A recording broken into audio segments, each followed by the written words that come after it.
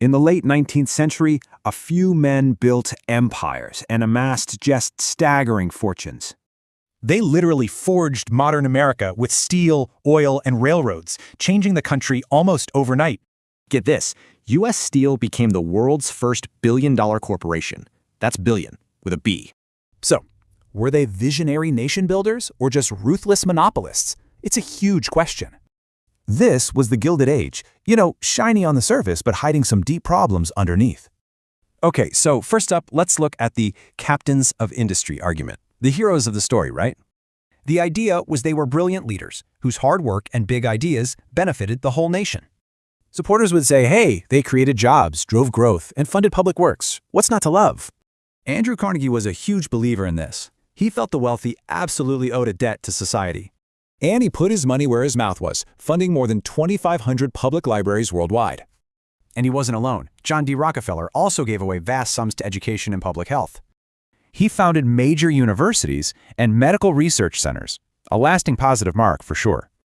But there's another side to this story, and it gets a lot darker. Enter the robber baron. This is the guy who gets rich using shady tactics, exploiting workers, and crushing anyone in his way.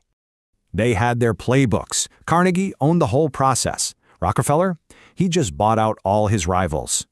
And man, did it work. By the 1880s, Rockefeller Standard Oil controlled 90% of U.S. oil.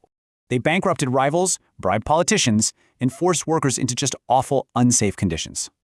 Cornelius Vanderbilt supposedly said it best, "What do I care about the law?" That was the whole attitude. So how did they sleep at night? Well, they used a new philosophy called social Darwinism. It was survival of the fittest for business.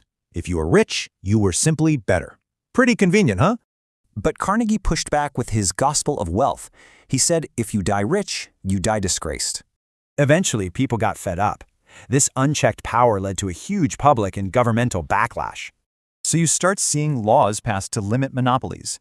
It was a long fight to rein them in. So their legacy is, well, it's complicated. They were innovators, but they were also exploiters. Which makes you wonder about today's tech giants. Are we living in a new Gilded Age?